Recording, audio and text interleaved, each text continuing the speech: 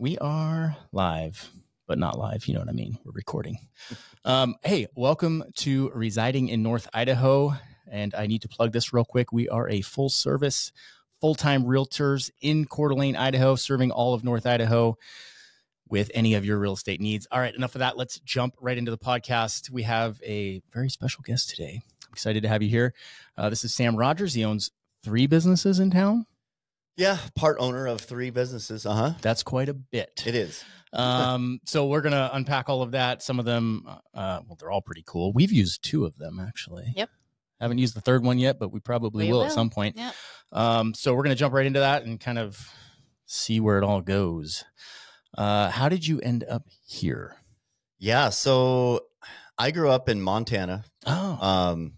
Outside of Great Falls, Montana, where the wind never stops blowing. Yeah. That's like my worst nightmare. Worst nightmare. It's the worst weather ever.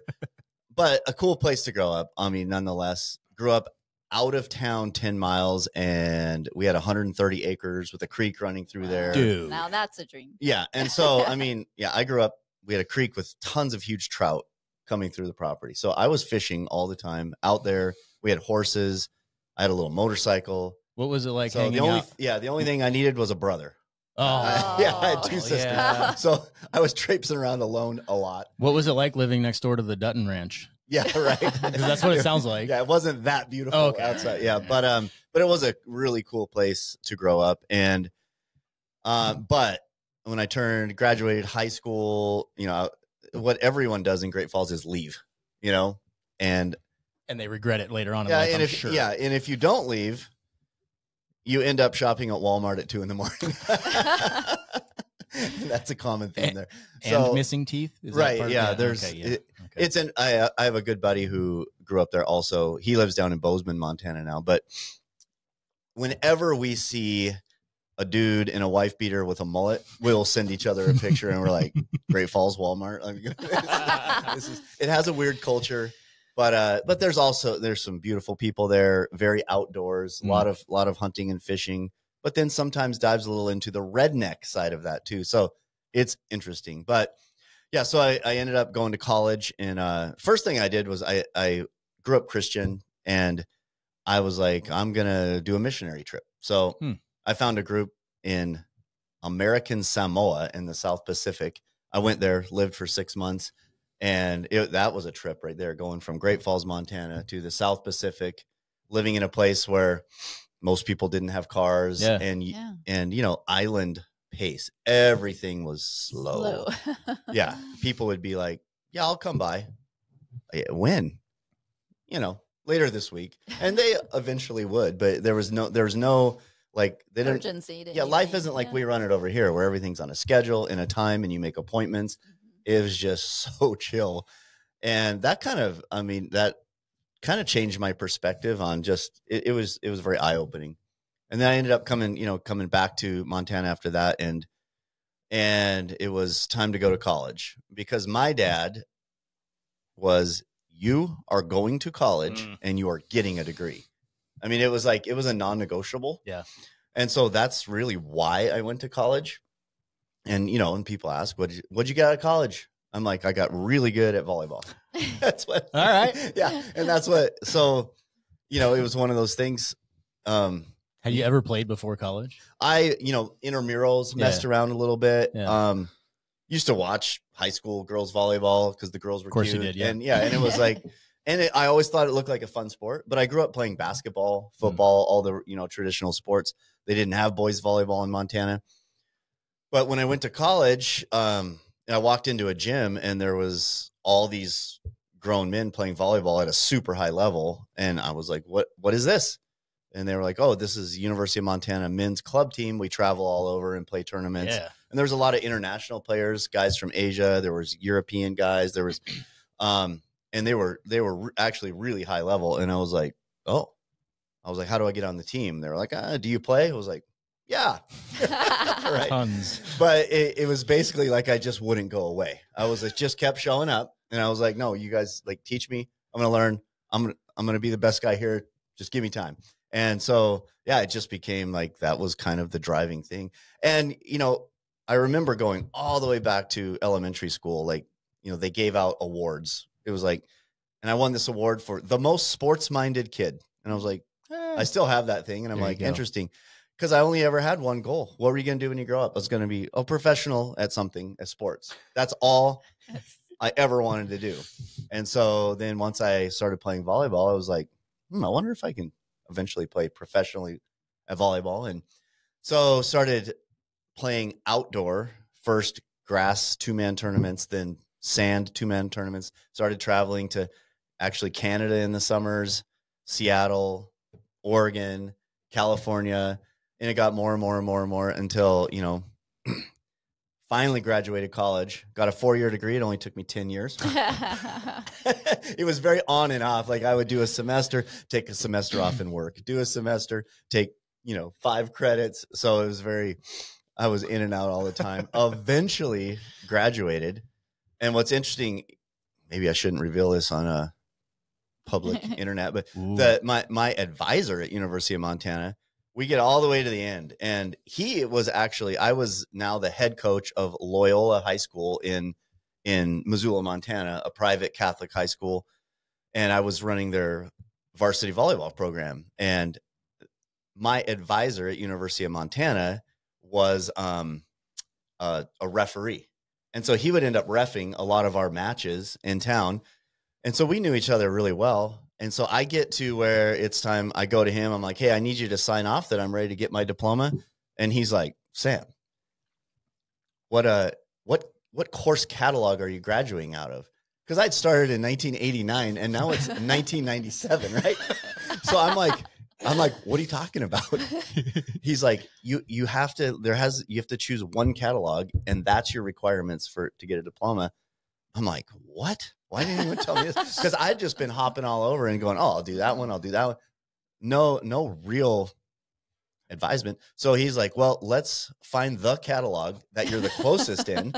And then I was 4 courses short still. And he's like, that's another full semester. Oh, wow. But it was like coaching basketball 101 was a course I had to take. Because I was getting my education degree in physical health and education to be a PE teacher. So he's just like, wait a minute. He goes, you were the head coach at Loyola High School. I think coaching, we can check off those classes. He's like, running an athletic department. He's like, we can check that out. He's like, you've already done all these things for years. So he literally signed off on a whole semester of school. Perfect. And was like, you're done. And I was like, oh man, you are the man. Yeah. So you got your degree in underwater basket weaving. Yeah, and, exactly. Sounds good. Got a degree in health. What is it? Health and human performance. Oh, cool. With like a minor in kinesiology and all of that stuff. Nice. Which was cool. And then ended up, of all places, the only place that offered me a teaching position was in Great Falls, Montana. You're back. At my rival high school, right? The opposite side of town. And so, but this is, it's almost a decade later since I graduated high school. So I was like, well, I'll go back and teach there for a year or two. And so I was really hired as the head volleyball coach. And then it came with a job of teaching health and PE. Great time. I loved it. The kids there were super good. I really had a great time running the program. Really improved the volleyball team I had. But after 2 years of being back in Great Falls, I was at that time, I'd gotten married early in my 20s, and horror story, she cheated on me with a friend of mine, blah, blah, blah. The whole thing. Yeah. The whole thing blew up. Right. Terrible. And so here I was single again, like 30 years old in Great Falls, Montana, teaching. And after 2 years, it was like, okay, the only chance of meeting a single woman in this town is Walmart 2 a.m. Yeah, Walmart 2 a.m. or there's high school girls. I was like, neither one of those is a choice or an option. Right. Both are a quick path to prison. By the way. Yeah, exactly. Yeah, and so it was just like, and I still had this nagging dream of, can you go play? Are you good enough to play professional volleyball? Because I was still traveling and playing a lot, and so yeah, it just you want to make a long story longer? Give us the Cliff Notes. I had a good friend who was teaching at an international school in Thailand. He calls me up. Hey, if you want to teach PE here, the guy's retiring. I've got a job for you, and it is awesome. And I'm like, Yes. So job was accepted. Everything was good. They have a weird deal there. Until a certain deadline, that teacher can re-sign a contract. And I mean, at the very last minute, now this is late August, and I'm getting ready to go to Thailand in a month. This guy resigns on the last day at the last hour. I'm going to stay one more year. And so the principal of that school in Thailand calls. I'm so sorry, Sam. And I'm like, oh my God, now I have no job, nothing. What am I going to do? Yeah. So it was funny. Before I got that message from him, I had been in Aspen, Colorado, and there's a huge, huge volleyball tournament that they do in Aspen every year. And I was playing there, met a guy from San Diego there, and we're walking down the street. He's like, you know, just a little background. What do you do? Da, da, da, da, da. And I told him, I'm moving to Thailand in 3 weeks, it looks like. So he's just, I mean, this is a guy I barely know. And he goes, you know what? For some weird reason, the Thailand job falls through at the last second. He's like, you should move to San Diego. I've already got a place for you to live. He's like, dude, it is great there. More volleyball than you could ever. So, you know, I'm like, sounds good. I'll do it. Yeah. And, you know, 48 hours later, I get the phone call.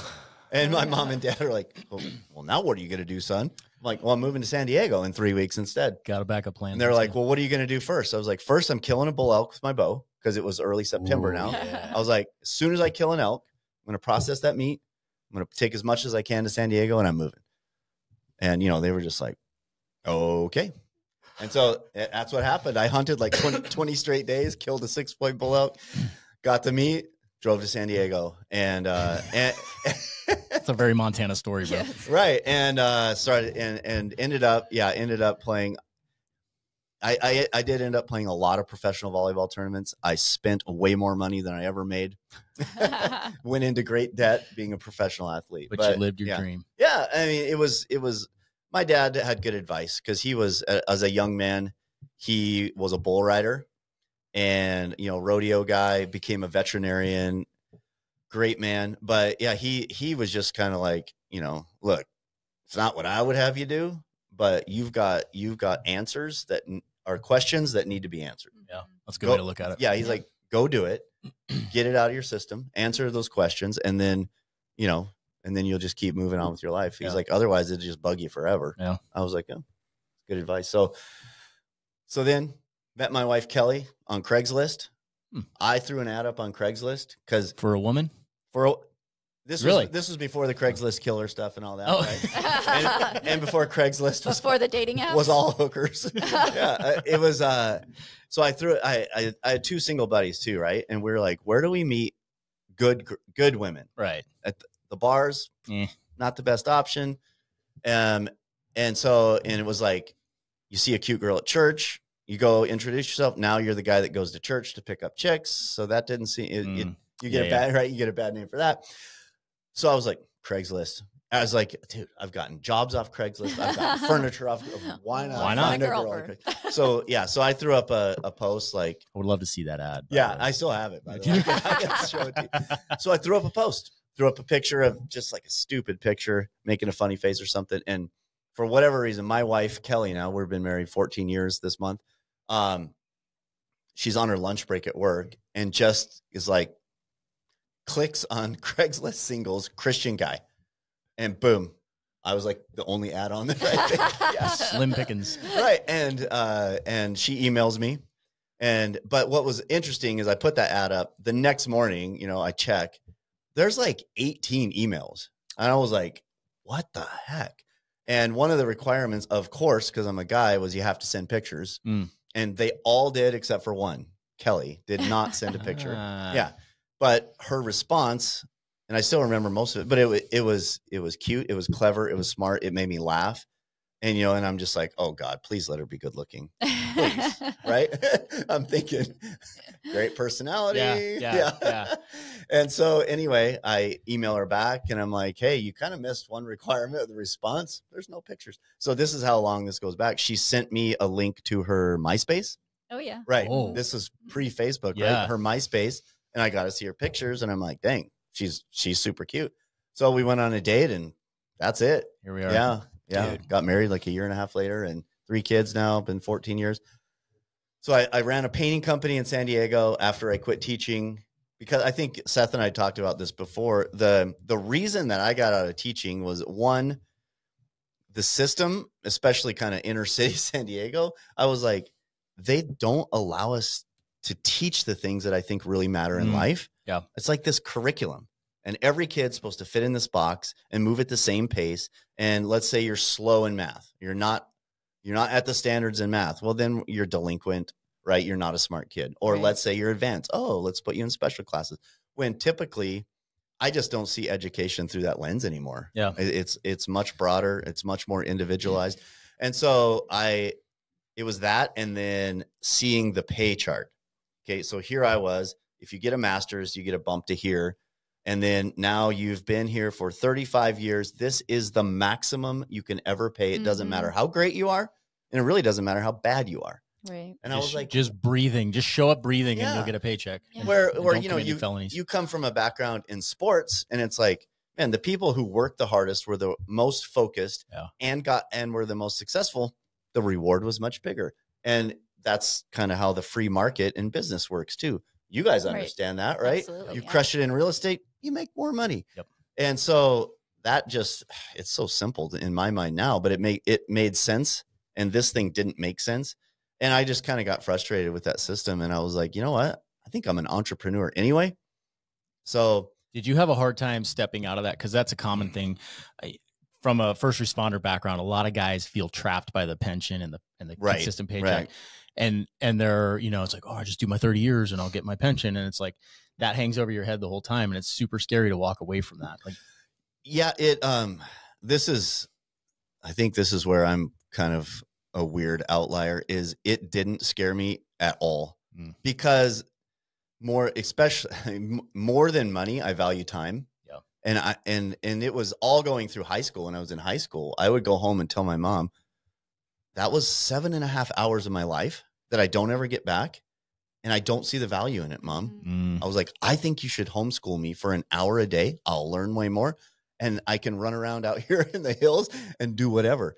And so time has always been a huge value for me, more than money even. And so I kind of saw that with teaching, because, I was still training for volleyball, competing in volleyball. I was picking up surfing. And so I was like, if I could figure out how to get all my bills and working 1 day a week, why would I not do that? Yeah. And so that's kind of how the painting thing started. Was I had a background in painting. In college, I had painted through summers. And so started just picking up through Craigslist ads, paint jobs. And I would go, work 1 8-hour day and be like, that's more than I could make teaching all week. Oh yeah. Yeah. And so then, just the light bulb goes off. And it was the simple idea of show up when you say you're going to show up, do a good job. You're going to get a referral, and work just started pouring in kind of through the greater volleyball community, then putting ads on Craigslist, and it was all free advertising. And so then it got to the point where the phone was ringing too often.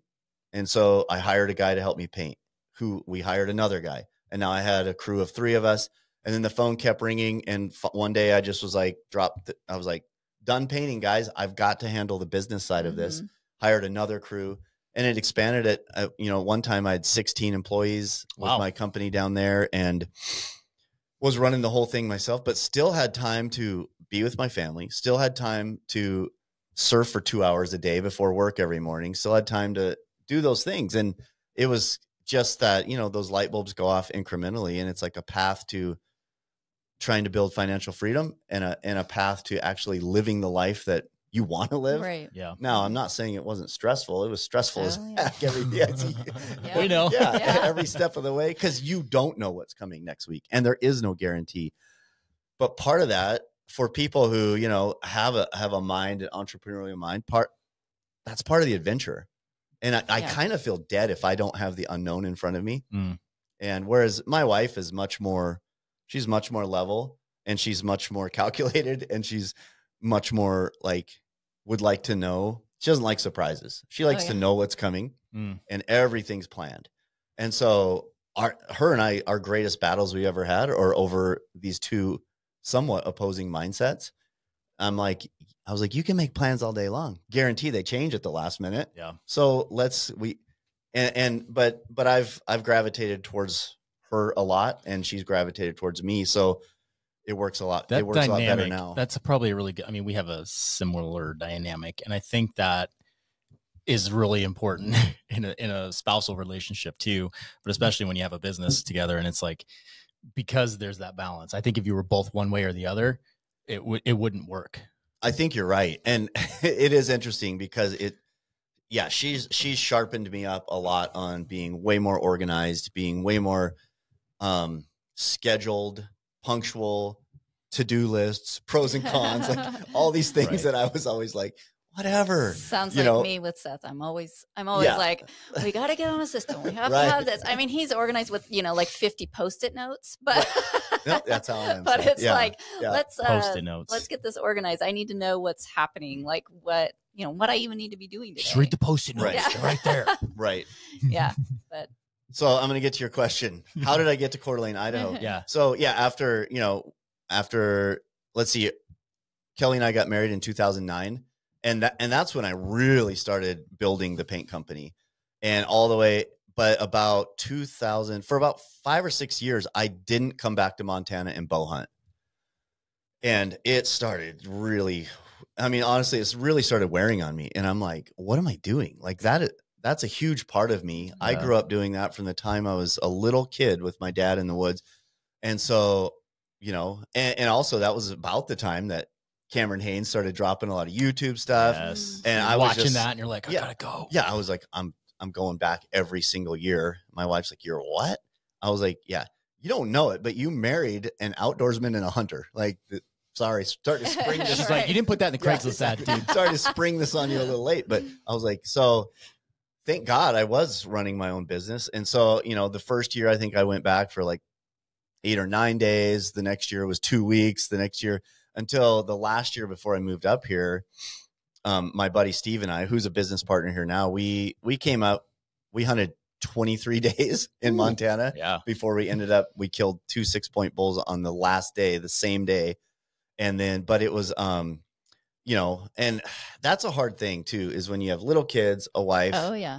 And you're gone that long. Yeah. Oh my God. You got a nice wife there. Yeah. Big ask. Yeah. Well, yeah. And so this is, that's another interesting dynamic where, it was a little bit of a struggle a couple times, but I'm just like, babe, this is like, I have to. Yeah. If you want me to be okay the rest of the year. Right. And actually that trip, the 23-day trip, I think we hunted like 20 days, and we drove from San Diego to Montana, hunted like 18, 19, 20 days somewhere, didn't kill a thing, all the way back to San Diego because we had worked like 3 days, and I'm moping around the house like, honestly, a little baby.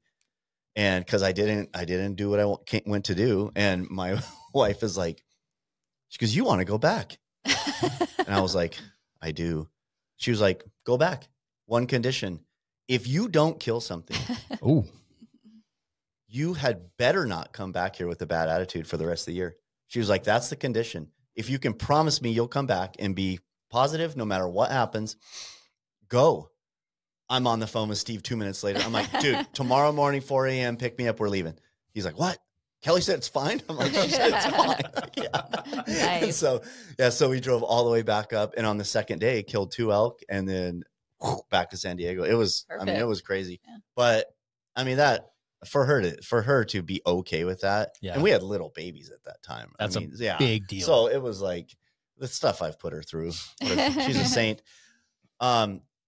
But so once I started going back to Montana and bow hunting, and then started having kids, is when I was like, I'm not sure long-term Southern California is the thing. There's still things that every day I miss that ocean and surfing. And I really miss sunshine in December, January, February, 65, 70 degrees. I mean, I really do miss that. San Diego is the best of California. So I miss really good carne asada burritos.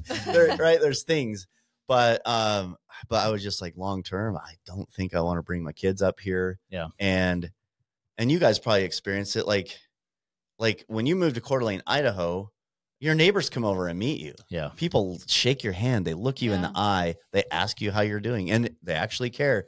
Very different. Very different. Everywhere we would move in the San Diego area, my wife would make chocolate chip cookies. She would take them to our neighbors. We would introduce ourselves. And then they would never look us in the eye again. And I was like, this is so weird. And, you know, she had grown up in Michigan. I grew up in Montana. So we weren't used to that. And so I take her, I'm like, we are moving back to Montana. So I take her on the Tour de Montana to all the places. I'm like, we go to the Helena area, which I love because the outdoor stuff is amazing there, hunting, fishing. I take her to Bozeman. I'm like, I think she's going to dig Bozeman. This place there's got a lot going on. So we go to all the cool places. And she's like, yeah, it's nice. It's cool, but nothing. And we had friends that had moved to Coeur d'Alene like 4 years earlier. And she was like, why don't we go over and visit Rick and Kat in Coeur d'Alene and just see what that's like? And it hadn't even dawned on me, Idaho, because I was so Montana. Right. And I was like, I love Coeur d'Alene, Idaho. Let's go see them. So we came over here, and she was like, I will move there. Like right away. She knew right away, huh? Yeah. And this was, I guess, end of March or April of 2019. So she said it, I'll move there. And so, you know, by May, I'm making offers on houses. I mean, like that. Yeah. You're like, yeah. Because I told her the fall before, I was like, this is it. I was like, this is the last year that I can stay in California. I was like, I'm telling you right now, there's a U-Haul leaving next spring, and I'm praying you're in it with me. I was like, I'm getting out of here. I can't do it anymore. You know, it was the traffic. It was just all the things that. Is she from California? She grew up in Michigan, but she had been in California for quite a while now. Okay. So anyway, yeah. So made an offer on a house, and this was, you know, the talk about the real estate curve here. Yeah, right at the beginning. We ended up getting almost an acre of land in Dalton Gardens, a 3,000 square foot house, which needed some love, but for well under $400,000. No way. Right. Yeah. And so insane. Right. And it was just like, wow, what the heck?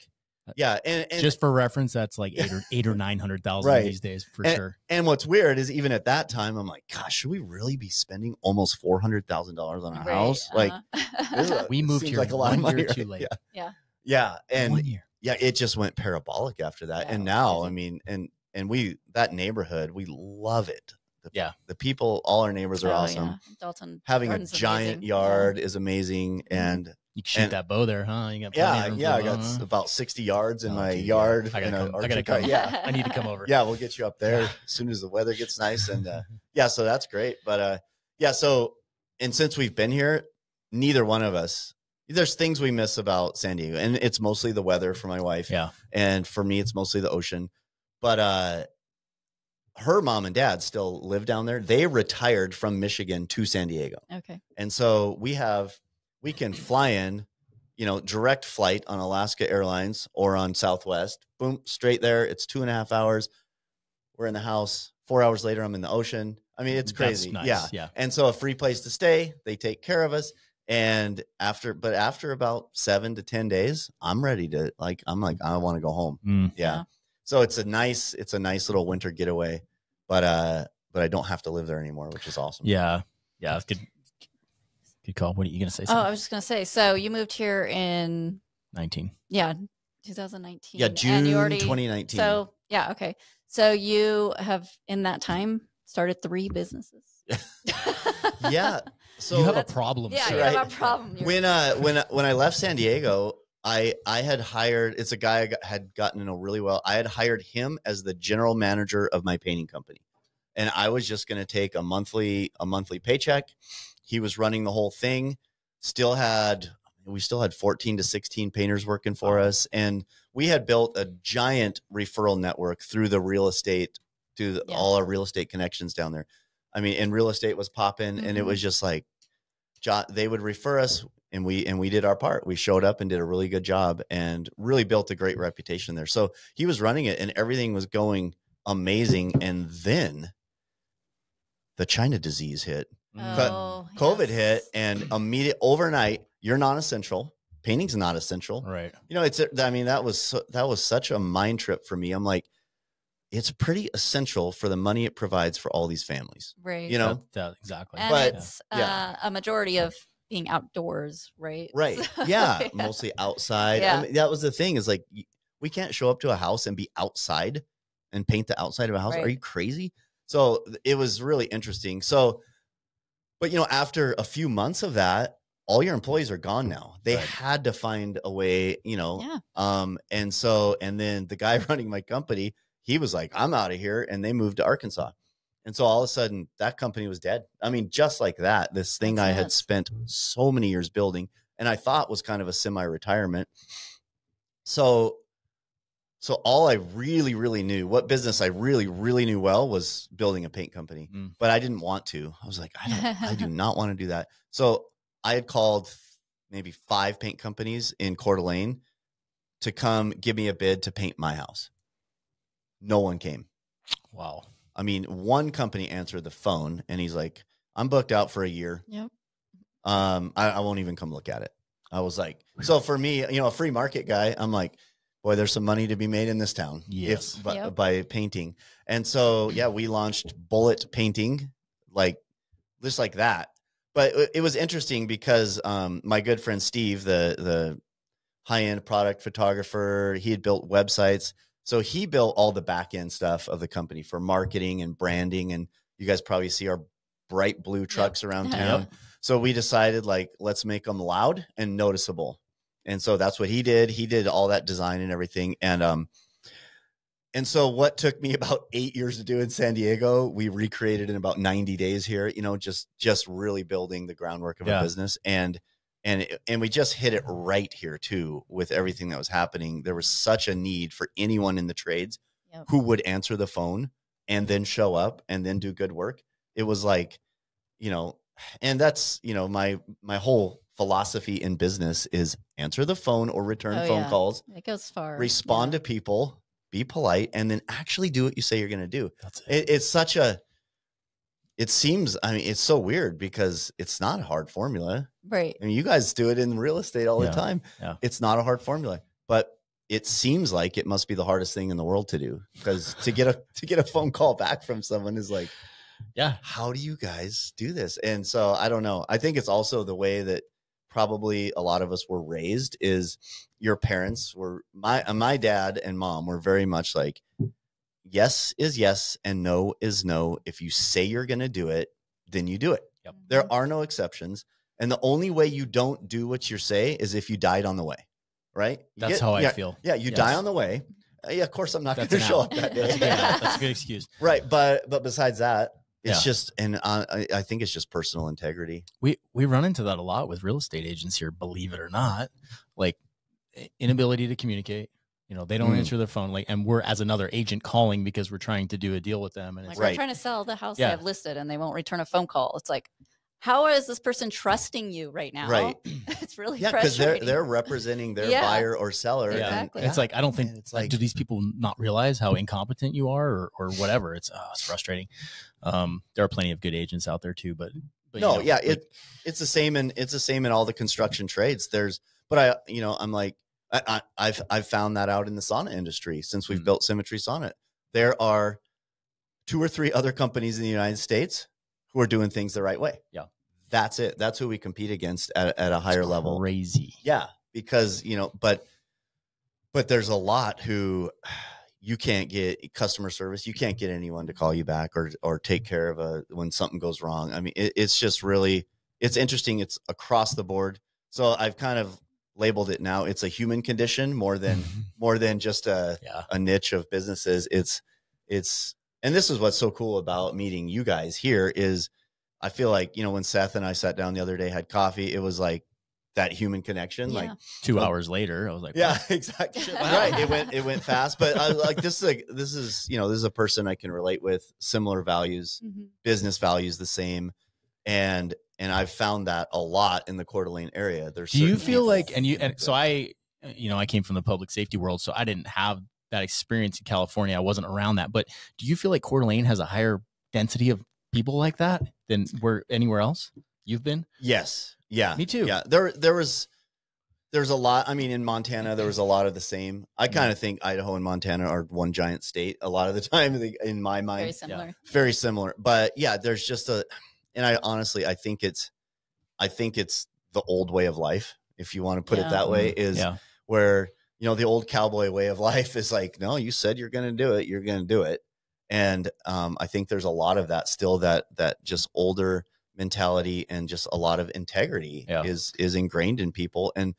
But it's, you know, there's getting to be a division. There's getting to be a split where, you know, there's a lot of bad apples in every industry too. Yeah. So you guys see it in real estate. I mean, you know, real estate is one of those things that it's not as a low barrier of entry as painting, because painting, you go to Home Depot, buy a roller and a brush, and now you're a professional painter. Right. But real estate has, you know, you don't need a degree. Courses and a test, and now you are a professional. And it's like you're dealing with contracts and huge amounts of money. It's like, whoa. Yeah, you're dealing with people's life, honestly. Exactly. Yeah, and it's scary. Their biggest investment. So it's scary. And so, and I don't think most people, especially first-time home buyers and whatnot, really realize that every realtor isn't the same. They're like, oh, I got this great realtor. He's got a good smile on his card, and he's probably the man. And it's like, well, and I think they don't really realize, most people, like what a realtor actually does, you know, right. They feel like I could do that myself. I think people fall for the looks a lot. We see, I'm not going to, of course, not name any names, but you see some of these women in town here that, you know, they got the big old fake lips. Oh yeah. Fake eyelashes. Right. I think like people fall for that shit and they're like, oh, they must be good. Just because they're pretty or have that look doesn't mean they're a good dressed all agent nice or whatever. But no, exactly. And I mean, in San Diego, that was everyone there. I mean, everyone's like that, beautiful, right? Yeah. And it was like, we used to joke. People in the contracting world would joke like, we've never seen a group of more arrogant people than realtors, because who else puts their picture on everything? Yeah, it feels weird, by the way. Like, exactly. But at the same time, when there's a certain, it does a certain familiarity with someone. Your face is the brand. Is when you see it, and especially with what you guys are doing with YouTube, with Instagram stuff, you see someone there, you kind of connect with them, with their message. And then when you meet them in person, even though they don't know you from Adam, you kind of feel like you already know them. Yes. And so that it does give an edge. Yeah. You know? It's phenomenal for us. Like, we've met a lot of clients through YouTube. And every time we meet, they're like, oh, I feel like exactly that. I feel like I know you. And it makes the conversation really easy. And we attract the right type of people, because it's generally people that come from a similar background, share the same values. You know, they've watched me in 100 videos and they're like, they know my soul apparently. And, but we meet and I'm like, wow, these people are cool. Like, I'll hang out with them. I do it all the time. Like we become friends on some level. I'm not saying you have to be a friend of mine, but he also has raging haters too. So I do have some haters out there. Well, they tend to come from the other side of the political spectrum. Right. And that's, you know what, but it's like, I'm fine with that. That's fair. If you're going to post content, you know, it's like, if you're going to publish a paper on something and put it out there for the world to read, you got to be okay with the criticism. You better be ready for it. It's coming. And it's like, and sometimes we can learn something from that. It's like, oh, you know, I could have done that better. Could have done that better. For sure. But most of the time, in my experience, the haters are the people who, I've experienced that with running paint companies forever. And certain times you have an employee who becomes a hater of you because you're the guy doing estimates, driving around, and they think they think you're just driving around in the truck having the time of your life. Must be nice, right? Right. That's the Cam Hanes thing. Again. Must be nice. His voice sounds like Cam Hanes. Someone out there is thinking it. I've been saying it for days now. The must be nice. Yeah. But what no one ever sees is everything that goes on in the background. Right. What are the years that happened before to get you where you're grinding at? every day. And what makes the phone ring? I've always asked them, like, why do you think I'm always on the phone? It rings all the time. Why is that? You know? Yeah. And so you kind of can sometimes break it down with someone. And I always encourage anyone to just go do it yourself. Yeah. I'm like, go do it yourself. Right. Yeah. You think I can, Sam? I'm like, I know you can, but I don't think you will, because it's not as fun as you think it is. Right. It's so much hard work to build something that operates, becomes a part of the community, and has a good reputation. Like, it's a lot of hard work. Yeah. But it's fun. How did you get into the sauna business, bro? Well, let's talk about Heat Praxia first, because that came first, right? Right. Yeah. Yeah. Is that a franchise, or is it is not a franchise yet? I was wondering, because you guys have like products in there and everything, and I was like, we went in there the other day, and I was like, I wonder if this is a franchise. So we built it and branded it with that in mind. Okay. That we may one day that's smart. Actually franchise this. Smart, or if nothing else, we do have plans to expand it to multiple locations that we own. So how I got into that is my wife and I guess you would throw us in that, religious group. We're Bible believing Christian people. So we joined up here, kind of just a home fellowship Bible study thing. And one of the families that was in there, Joe and Vicky. So Joe is now one of my business partners in Heat Praxia. Heat Praxia is a sauna cold plunge place in downtown Coeur d'Alene. Come get hot, come get cold. It's awesome. Shameless plug. You got me hooked. You got me hooked on it, man. I'll talk about it because I am a raging fan now. So. And but Joe and I had started, this was probably Rogan podcast, 2016 or something. He first really started talking about sauna, all the health benefits, how great you feel, how great your mind feels.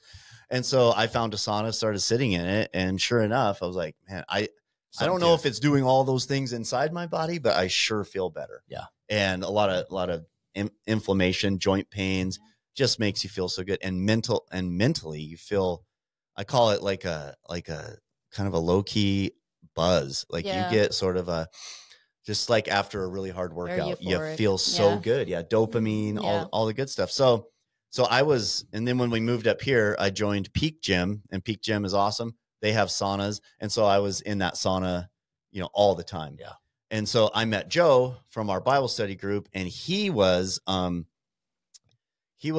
head sales guy for a company out of Southern California, who's the oldest family owned traditional sauna company in the US. They're sauna.com, Nordic Sauna, great company.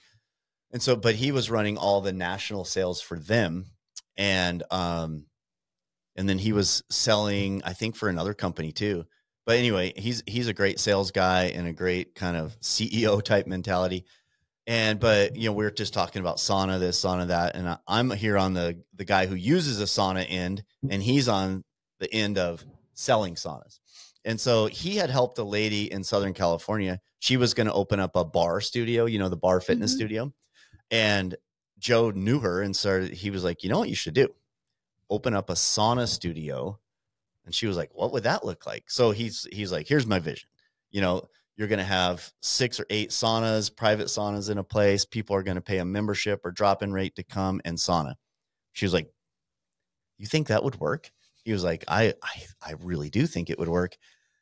So he was like, do this, buy one sauna from us, put it in your garage, invite every person over to use your sauna, and then ask them afterwards, would you do this repeatedly?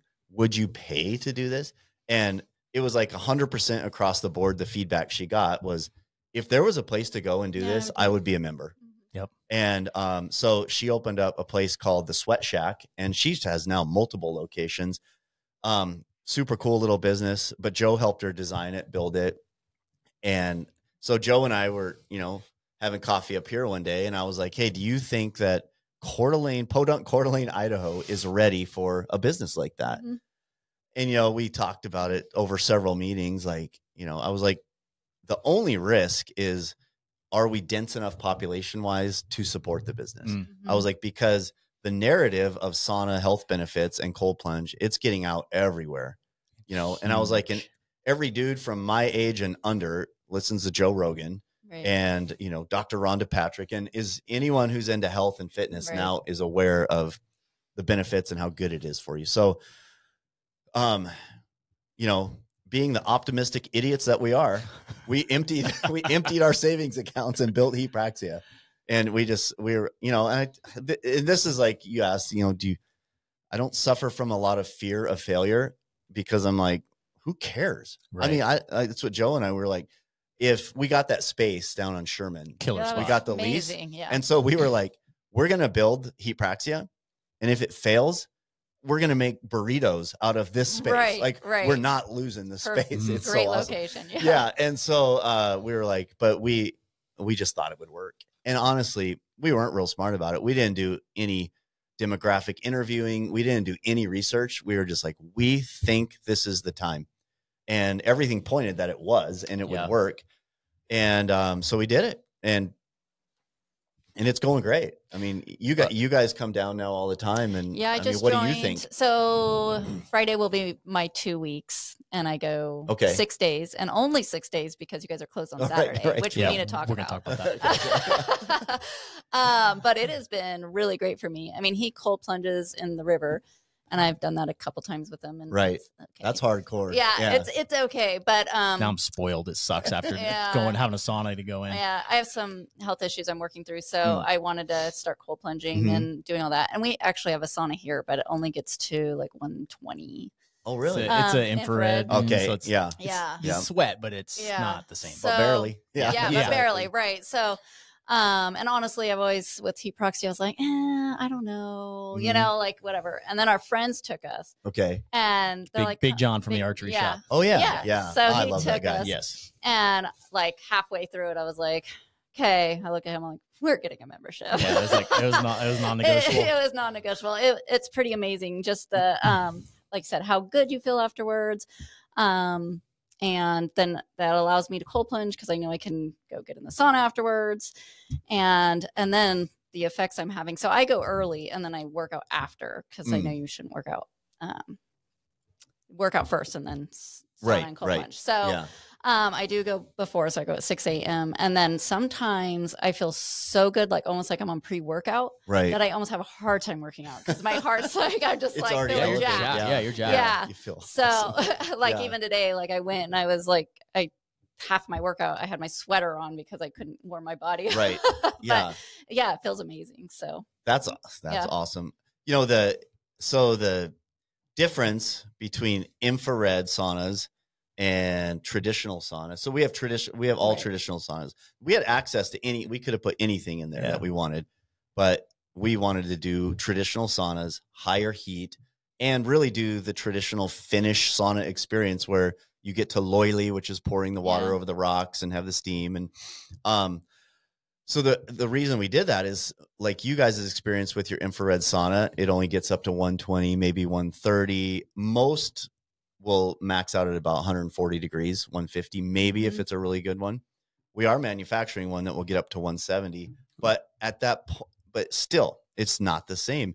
And so most of the people who have an infrared sauna experience background who come down to Heat Praxia, we just ask them, what did you think? Was it different? What's your, and it's the same feedback that you said is, yeah, this is different. It's better. I feel wonderful.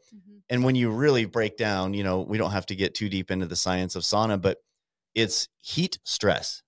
And so when you're only getting up to 120 degrees, you don't get that hot. You sweat a little bit, but you're not getting into heat stress. All the long-term sauna studies out of Finland and Europe have been tested on saunas at like 180 and higher, which now you're getting heat shock proteins released, which go around your body and they either flush out all the bad cells or they will heal some that are just damaged. It's really interesting what that does. Yeah. And so, so we believe in the heat stress and, so everything that an infrared sauna does for you, a traditional sauna also does for you, and it does it at a higher heat. I feel like you're getting more benefits, and we're kind of seeing a trend shift back to traditional sauna. Yeah, because of just I'm 100% sold on them because the experience base, and Joe, my business partner, part of this is his fault because back in the day he was a head sales guy or one of the top sales guys for an infrared sauna company here in the US, but there wasn't a lot of marketing out. So he kind of wrote a lot of the narrative that you read about all the health benefits of infrared. And I'm not anti-infrared. It's awesome. It's really good. And it's true. They have a lot of health benefits, but they're not different than a traditional sauna. You're getting the same thing at a higher heat. You don't have to sit there for an hour. Yeah. As you guys know, after 15 or 20 minutes in our saunas, you are crawling out of your skin. Yeah. You want to get out for a couple minutes and either cold plunge or at least go out. I mean, I always go out on the front sidewalk. I call it free advertising and wave at cars that come by. That's hilarious. You're just steaming, and people look at you like you're crazy, but I'm like, people now wonder, what is that? What is that place? Yeah. So we do that all the time, especially when there's snow. We'll just go out and sit in the snow in the front on the busiest street in I like one of the big things that got me interested in it was all the studies out about like the lower rates of dementia and Alzheimer's. You know, I've had a couple of gnarly TBIs in my life, and I'm like, my memory is already jacked, I feel like. And I'm like, man, I have this big fear when I get older that I was going to go down that road. So it's like a 60% reduction in Alzheimer's. And I may be off on my number there. You probably know better than I. Yeah, it is. That's what they're saying. You know, like with 60 or 66%. Yeah, that's huge. That's like, huge. oh, that's a big deal to me. I don't want to go down that road. So I'm like putting the time in is worth it for me. The other thing I noticed, and I know there's a big reduction in all-cause mortality because of it, and I have a theory developing. I'd like to hear this. Yeah, me too. Well, it's pretty simple. When I'm in there, my heart rate hits like 150, 160 after 20 minutes. My heart rate is high. It's like I'm doing cardio every time I'm in there. Yep. Like static cardio. You literally are. Yeah. So my guess is that is the leading factor, or one of the factors in the lower all-cause mortality, is that you're just getting a workout like 4 days a week or 5 days a week or whatever you're doing, where, you know, a lot of these people, especially older people, they're maybe not able to do that kind of cardio because their joints hurt and everything. So if you can get in there and do that into an older age, I think you're going to do huge stuff for yourself. Yeah, 100%. There's a study I read. They took, I think it was, I can't remember the group size, but a large group size of trained endurance runners. So these guys are all, you know, these are your cross country runners. These guys are trained. They're in mid-season form. They're in really good shape.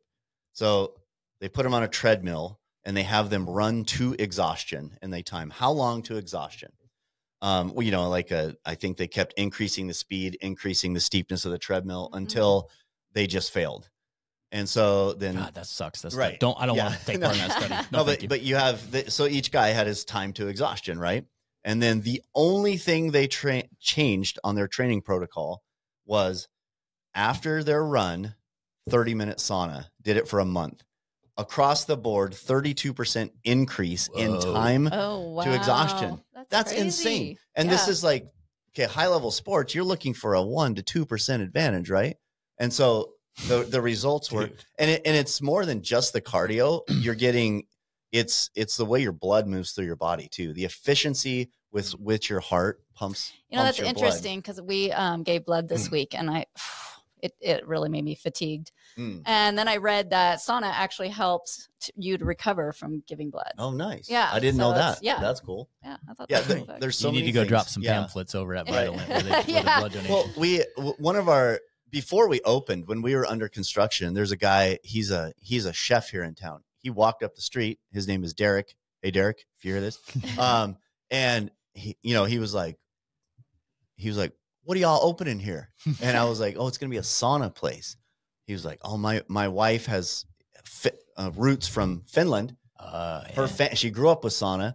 He was like, we're going to join. As soon as you open, we're going to join. And so I always ask like people's why, like, what, do you have any health stuff you're working on or inflammation and he's like, no, he goes, I just hate being cold in the winter for him. You know, and I was like, oh, you can come in and get warm anytime. So, but he had high blood pressure, was on meds, everything for blood pressure. And after 6 weeks of 3 times a week saunaing, and he wasn't even cold plunging. So he was just using sauna. And after 6 weeks, he went back to his doctor, did the blood pressure. And the doctor was like, what are you doing? What changed? And he was like, doctor's like, did you quit drinking? He was like, no, still drinking. Did you quit smoking? Nope, still smoking. You exercising more? Nope. What are you doing? Well, he is, and he didn't know it. Yeah, and yeah, that's what he said. He's like, oh, I started going down to this place downtown and sitting in a sauna 3 times a week for half an hour. Dude. And his doctor literally said, if you keep doing that, you don't have to be on your blood pressure. Dude, that's huge. He's like, you're completely normal. And he's like, this is wild. And so cool. And I was like, so it's really interesting. A lot of those long-term sauna studies. So these are people, a lot of them, people who smoked, people who drank, not regular exercisers. What they did was sit in the sauna. And I was like, man, so if you put that on top of exercising, being healthy, cutting some of the bad habits out of your life, I think that's where we get into the all-cause mortality. Yep. You know, decreases, and then Alzheimer's, dementia. My mom just passed away, and you know, she had. I kind of lump dementia and Alzheimer's kind of into one thing once it gets advanced, but very much so. And then I had a grandfather who passed away from that too. Now, maybe there's a genetic component. There might be. But I also think that there's a lot of other stuff. Yeah. Like, you know, my mom had been on a light antidepressant for a very long time from a surgery that went bad a long time ago in her life. And so I think a lot of that is what actually caused the decay of the brain. And so, you know, but, so with you, one of the reasons I want to be in a sauna regularly is like, just in case it's a genetic component. Yes. Yeah. 100%. Yeah. I can see the headlines now on CNN because I think, you know, Big Pharma is going to connect this and be like, oh, wait, we're losing money here. Oh, now you have to. So the CNN headlines, it'll be like sauna use linked to white nationalism. Right. And just like they did with the working out thing. It was like, I can see it now. Isn't that crazy? Did you see that? So dumb, I did. Yeah. I was like, what clown world are we living in right what now? was it linked with white supremacy or something like that? Yeah. Working out. You're working out. I did see that. I was like, this is, you know, and it's like, at least come up with a connection that could sort of make sense. Yeah. And you might be able to convince a few people. I don't know if they need to. They just, you know, those out there that are believers, they'll read the headline and be like, I knew it. I knew it. They're like 70,000 listeners now. Yeah. So. It's crazy. Oh gosh.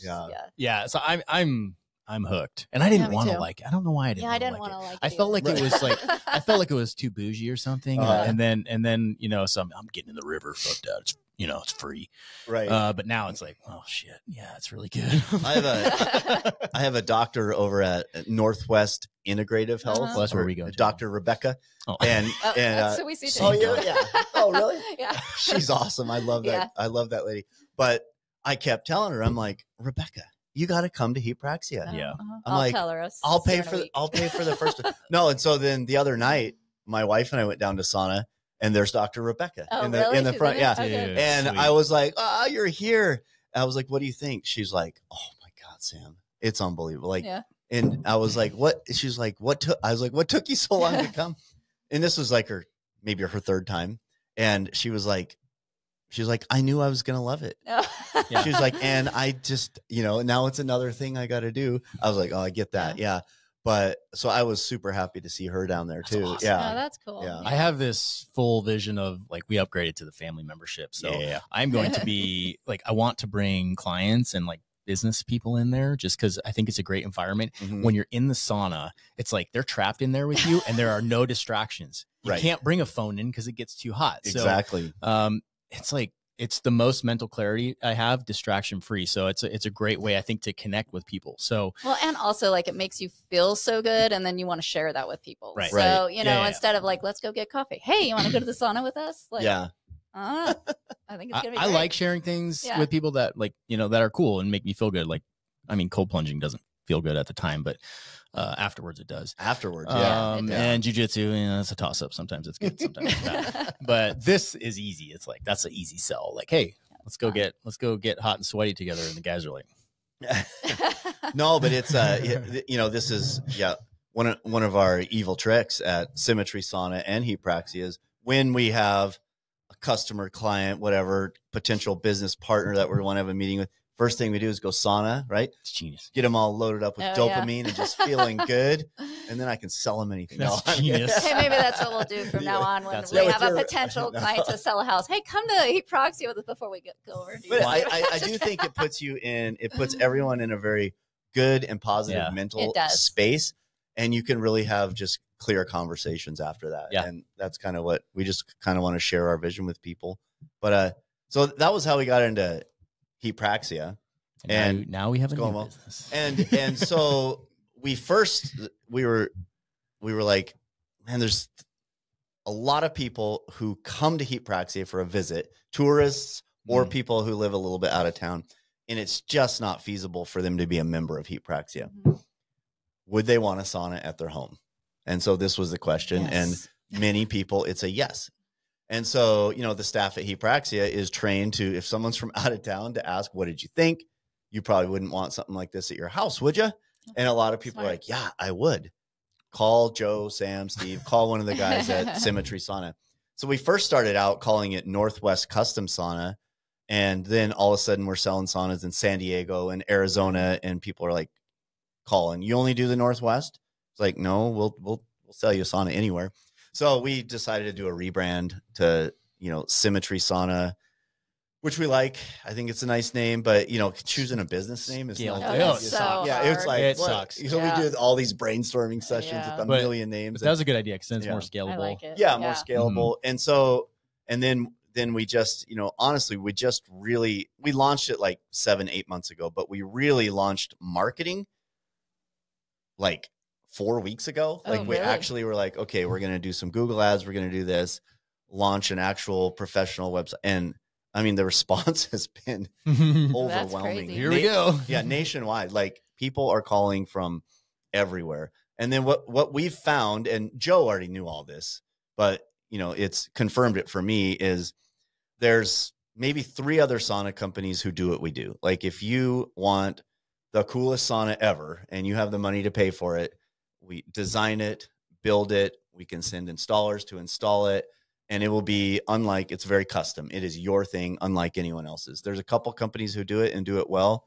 And we're one of them now. And then, but on the larger commercial scaling, so we just had a guy call with, I think he owns 68 gyms and he wants sauna in all 68 gyms. Nice.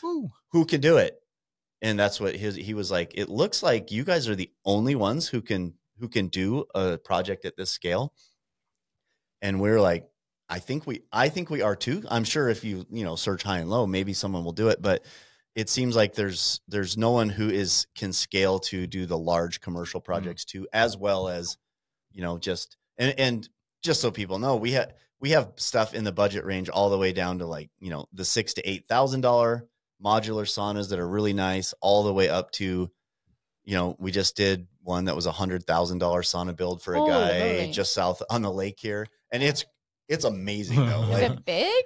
Yeah, it's big. Okay. It's like 8 by 10 on the inside. You could probably fit 8 adults in there, but it's also full glass front overlooking the lake with all this light. I mean, it's my gosh, red light panels in a room so you can do that. It's really a cool sauna. So who's doing your manufacturing? Like who's building the saunas? So the custom ones, we have build teams. Okay. So, and a couple of those teams are willing to travel anywhere right now, but it's all, we tell people we'll send these guys anywhere. It just costs a lot of money to do that. So if someone, let's say someone's in, I don't know, Salt Lake City, and they have a really good contractor that they have a relationship with, what we do is we offer to take that contractor and put him through just a mini course of, because sauna's slightly different than building a bedroom or whatever else. There's a few steps. Make sure that they know exactly A, B, C, D, E, the things you have to do to build it high quality. And then also we have people on speed dial who are ready to any questions that he has during that build. Call us. We'll talk you exactly through that process. Oh, that's cool. Oh, cool. And so, and we're really careful about who we're partnering with on that kind of stuff too, because it's our name. Right. So, but we are working towards building a nationwide network of Symmetry certified sauna builders.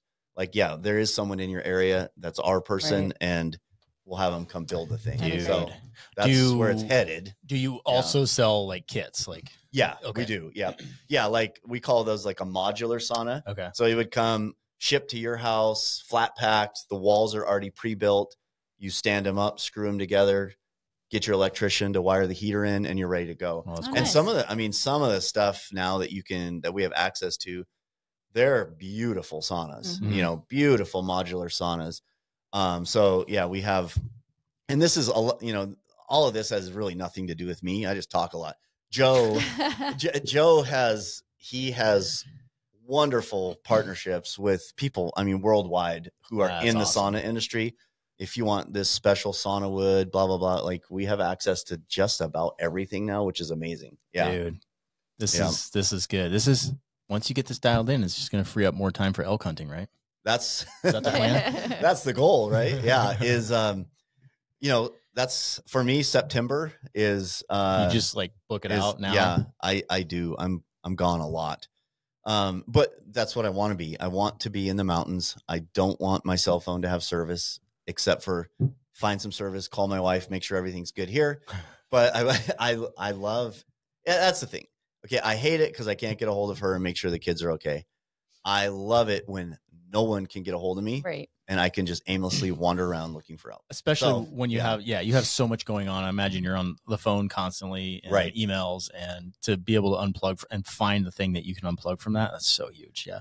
I've found it takes my brain about 48 hours to actually, I guess maybe the word's decompress. Yeah. I'll find myself out there with no cell service checking my phone. Yeah. And I'm like, you addict. What is right. It's like, what is your problem? You know, nothing's coming in, but you still keep looking. We're so trained. And, you know, part of me being old, growing up in the 80s, you know, part of me, I always go, man, the 80s was the last great decade. It was. There was no internet. Yep. Right? The music was awesome. No. Absolutely. Yeah. But yeah, you had an answering machine at home. It was even before really call waiting was a big thing. Right. So I felt like the pace of life was slower, more intentional. And now it is like the phones and technology is supposed to make us more efficient. And it does. You can get a lot, but has it shortened your workday? Yeah, no. No, instead of doing lengthened. 16 things in a day really efficiently, now you do 1,016 things in a day. And so all of a sudden now we're still working 12, 14 hours a day because it's constant. Yep. And so my brain does get fried. By the end of a day, my brain's fried sometimes. Me too. You know, and it's really hard and that's hard. Then I go home and I want to engage with my wife. She wants, go into husband mode. And I'm like, I'm not even capable. I have to go lay in bed for 15 minutes and be like, I have to let my brain reset for a minute. Yeah, it's real. It's a real thing. Yeah, we were like working until like almost 8 o'clock last night. Just, I mean, on the couch, but like doing computer stuff. And then like I look at it, I'm like, holy shit, it's like 7:40. Right. What just happened? So we just got a PEMF mat with an infrared on it. Yeah. So after that, it was like 8 o'clock and I'll slam the computer down. I'm like, I am done for tonight. Like I am done. And so I go upstairs and I'm like, put it on the, there's like different modes or whatever. So I put it on the like lowest, most relaxing, like turn your body off mode. And I just lay there for 20 minutes before I went to bed. I slept really good last night. Really? So you like that? Yeah. We just got it. That's cool. Pretty recently. So we're trying it out and there's like 8 different like little So you can go it's through. PEMF? Yeah. Which is, what's the P stand for? Is it don't know. partial electromagnetic frequency? Yeah, it's supposed to like ground you. Oh, okay, so it's like a grounding pad. It's a grounding pad, and then it also sends electromagnetic signals through your body. Cool. At different frequencies depending on the high frequency will be like energizing. And then the low frequency is supposed to like calming. So more calming. I'll have to check that out. And then it has a infrared mat on it, so it warms up, and so you're laying on that too. Our end goal here is to have a red light that mounts above you, so you'll lay on the mat with the red light above you. So you get the red light. It's coming in January, and then so we're gonna get like a massage table, and then have the red light above us, and then have a mat on the massage table. I love it. Yeah. And then anybody that comes in our room will be like, what in the world is going on here? I know. I know. You guys are biohackers. Yeah, that's awesome. Yep. And very cool. That and sauna use. Well, I think, like you said, we're all so busy, especially being entrepreneurs, and we're working long hours, and it's stressful. And that's something huge for us. It's like, how do we unwind and relax? Yeah. And all of this. None of it's worthwhile if I die 2 years after I stop doing all this. Like, that's stupid. Then it's like, what is it worth? So for me, it's a longevity game. I have had friends, especially coming from law enforcement, like it's a fact. Most cops die 5 years after retirement. The guys that do 30 years. Yes. And they on average live 12 years less than the normal person. It's a game of stress and adrenaline and constantly cortisol, all the bad shit. Right. So anything I can do now to extend my life in a quality way, I'm all for it. Cause I love life now. I enjoy it. Being an entrepreneur is terrifying, but it's also insanely rewarding. And I want to extend this ride as long as possible in a good way. Yeah. I couldn't agree more. Yeah. That's it. Yeah. It is scary being an entrepreneur sometimes. Holy shit. But it's like, for me, if I were to go back and just get a normal job, a 9 to 5, it's I'd last like a day. It's so boring. Yeah. And I mean, I just like, you literally have to so tune boring. out. Yeah. And just shut your brain off for the day. Right. Do whatever job you're doing. And then you go home and you're like, and that's the life where you're like, oh, when I retire, I'm going to do X. Right. I lived that life for a long ass time. And man, that is not a way to live. And I think it's good for some people. I mean, definitely we all have different personalities and different things. Right. But for us, like we were talking about this the other day, and it's like, I don't want a ceiling on me. Right. So with real estate, like the harder we work or the more effort we put in, right, that raises our potential to what we not even make, but what we can accomplish and what we can do. So that makes it exciting. It is. And not, not everyone is wired to be an entrepreneur and build something or whatever it is. My wife isn't. She was, before we had kids, she ran a nonprofit organization in San Diego. She was an employee, and I always tell her, like, you're the best employee that a boss could ever want. Right. You're probably smarter than the boss. That's what I always look for people. I'm like, I want people smarter than me, better than me, but that don't want to take on that responsibility. They don't want to carry this risk. Right. This risk and this burden of having people under you. So, but yeah, my wife was, I mean, as an employee, like that's what you're looking for someone who's very steady, just a hard worker, does their thing, and will show up day in and day out. And that's a good person to have by your side, then, right? Right, exactly. Yeah. Because I'm off the handle half the time, with ideas. You guys probably know, like once your brain goes into entrepreneurship mode, it's 20 ideas a day. You have to just you have to be like, no, you don't have time or capacity to do this. No. And it's hard. These are conversations we have a lot. So when you're talking about you and your partner Joe, like having these conversations and brainstorming what became Heat Praxia, it's like, we have these damn conversations all the time. And yes, we have to put ourselves in check because we're like, oh, that's such a great idea. Let's do it. No, like, holy shit, no, we don't have 5 minutes in a day to do that. Right? Exactly. How are you going to do one thing at a time? Yeah. Well, you found a way to do 3 things. So. Well, and but the thing is partnerships. So I always, in San Diego, my paint company, I always ran that myself. Right. It was my show, and it's manageable to do one business by yourself and wear many hats in it. It's hard and it's stressful, but you can do it.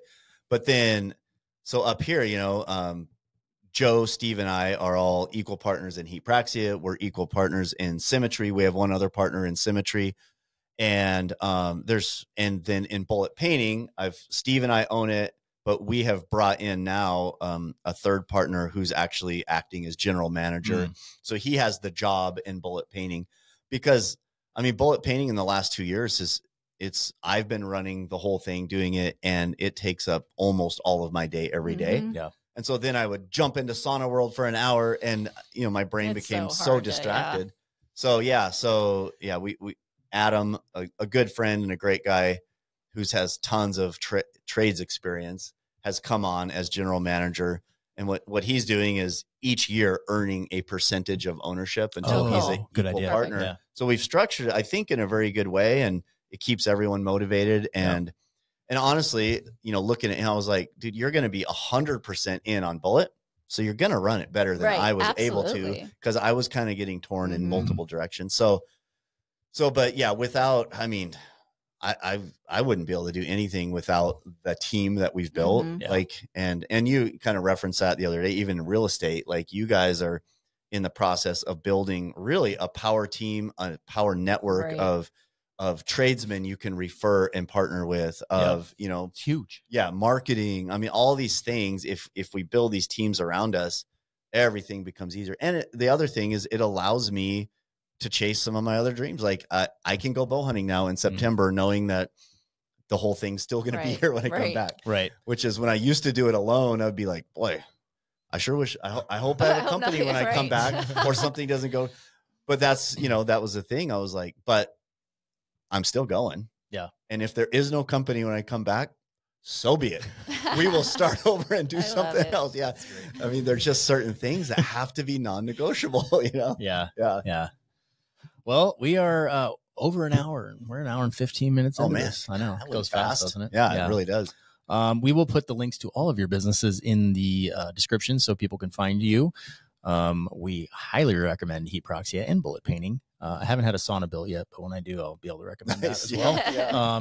We're moving in the spring, so in the area, but just to a different house. So I'm not building anything here. That's the That's the reason. Yeah. So we'll put all that in there so people can find you. And thank you once again. Just last minute, how many elk have you killed in your lifetime? 40. I think 40. That's insane. Yeah. That's insane. It's but I started when I was 12 years old, and must be nice. Yeah, must be nice. Yeah. You didn't put any work into that. Yeah, there's a few miles on these legs. But I mean, it was a blessing growing up with my dad, who's like, "Come on, boy, we're going." And so, I was just out there not knowing what was going on, but yeah, so that was cool to have a mentor like that. So I should tag along with you next year. Let's go. I mean, I'll bring snacks. Right. Bow hunting that is a generous number is 10% of people are successful. Wow. So 100 people, 90 of them come home with nothing. Yeah. But you'll find out that every year it's the same 10% of guys who get it done every single year. They've got it. So what is it? And it's experience, and it's time in the field, and anyone can do it. You just have to go, I'm going to be out there for a long time. So I figure this out. Yeah. But tagging along with someone who has had success, you just can kind of get in their brain, and animal behavior is a lot of it. Like, I know what elk do, they eat, they sleep, and they get water, but you start to realize how they're going to move and travel. I think they do one other thing, by the way. Oh yeah. In September. Yeah. That's right. They make babies. Baby elk. Well, I appreciate being on with you guys. Thank you. That was you're a man of many layers, I got to say. All right. Cool. And we'll play volleyball sometime. I'll show you my spike, dude. There you go. Yeah, terrible. Let's do that. Thanks. He's terrible. All right. Thank you, Sam. All right. Thanks. Bye. That was fun.